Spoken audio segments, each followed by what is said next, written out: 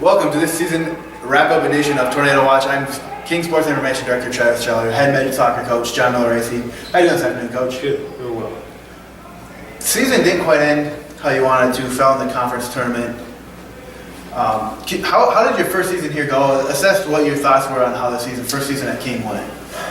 I think you can take a lot of positives, but I think the blaringly obvious aspect is we only have 4 wins, and that's not good enough. I think we played better soccer. I think we were organized. I think for the most part we were pretty determined to get results. The culture improved. We definitely laid a foundation for future success this year. But I think we found ourselves on the wrong end of about 4 or 5 results that we could have won, possibly should have won. And those are the things that we're going to address with recruiting and address in spring training.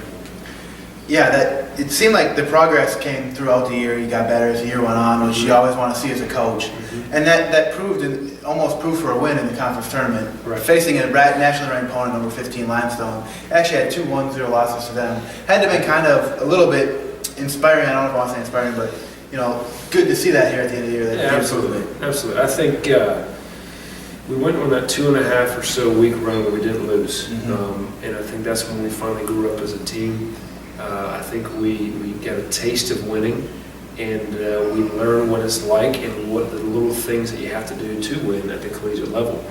Talent's just not going to get it. You can have 4 or 5 good players, but you've got to be able to claw and scrape and do the little things to win games. And nobody in the program, freshmen included, and guys that have been here for a few years, have never been part of a winning program. And we learned how to do it. And sadly, we slipped up against Mount Olive. I thought we didn't play well. I think we wanted it. We didn't play well, and that made us face the number 1 seed, or number 2 seed, but the number 15th team in the country for the first round. You don't want that. You want to see them later on.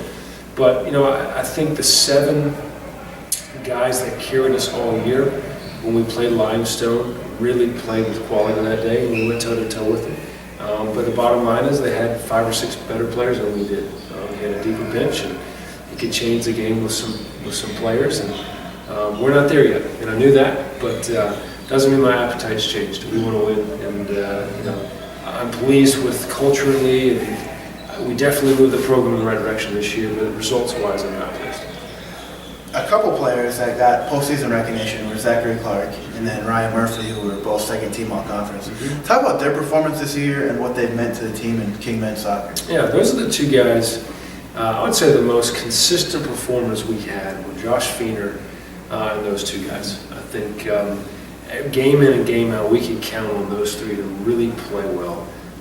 Not that some other guys didn't play well this year, but I would say 99% of the time they were playing well. And I think especially Zach, he was very steady for us in the back. Our issue this year was very much scoring goals when we hit that span of a couple weeks where we couldn't win a game. But we weren't conceding many goals. We were never embarrassed this year. Nobody put 4 in on us. The worst loss was a 3-0, and that was a little bit flattering on that day. I felt like we defended quite well, and the primary reason behind that, I think, was because Zach's leadership on the line and his ability to lead the line and his performances. And then Murphy got better. As every game went by, he got better. And he's a guy that we're really excited about, and we're going to add some more players in and around him. And being only a freshman and getting second-team all-conference as a midfielder is difficult in a conference like this. So we expect big things from him in the future. Looking forward to next year, what are some of the things from this year that you can work on this spring that you need to kind of improve to take that next step next year and next fall? Yeah, I think I like the way we tried to play this year. We weren't going to be a very direct, lump and thump it team. We were always going to try to play, keep it on the floor, and attacking groups, and I think that's going to be successful at this level. To be pretty obvious, I don't think we had the horses to play that open, and we were punished for it, but I decided to go ahead and do it to groom the team and the guys that we're going to be building around in the future to get them used to how we want to play. I think we could have sat in, kicked it long, got some restarts and throw-ins, and maybe 1, 2, or 3 more games, but I think that's a short-term success. I think the long-term success is really building into a style of play that we expect and I think will be successful. This spring we're going to continue to push how we attack because we got to find the back of the net. But defensively, we're looking pretty solid, but we still conceded too many goals, in my opinion. We're working on that, and I think we're always going to be addressing the competitive mentality of the team because it's just not there yet. We've seen improvement, but I will say, on a positive note, they were a completely different team in November than they were in August as far as mentality. But sadly, we ran into the 15th ranked team in the country in the end of the season. Yeah. But I think we're on the right path for sure. You mentioned Murphy, who was a freshman, and Clark, who I believe is a junior. Both of them come back next year after pretty solid seasons this year. Yep. Is there anyone, and we played pretty young this year, played a lot of freshmen, is there anyone you're looking for next year to kind of take that leadership role and take that next step into next year? You know, we were starting 5 or 6 freshmen on average. I think Mount Olive, we started 6 freshmen. That's the last game of the season. So we were always young and talented. I think that group of freshmen, when they're sophomores, the time for rookie mistakes is at an end. I think we're going to be looking to them to be more mature, to carry more of the load.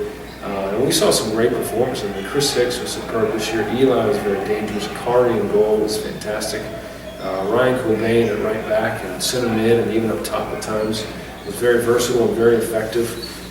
We've got a lot of good young players returning, and we've got some guys that got minutes this year returning. We've already got a couple committed, and we're looking at bringing in 3 or 4 more impact players, plus a handful of young guys who want to develop. One of the major areas I have to address is depth. I was only able to rotate 2 or 3 players a game at the most, and we saw that late. We're pretty tired. We got to get more depth coming off the bench as well. All right, thank you, Coach, and Thank you. good luck this offseason and this spring as we get ready for next fall. Thank you.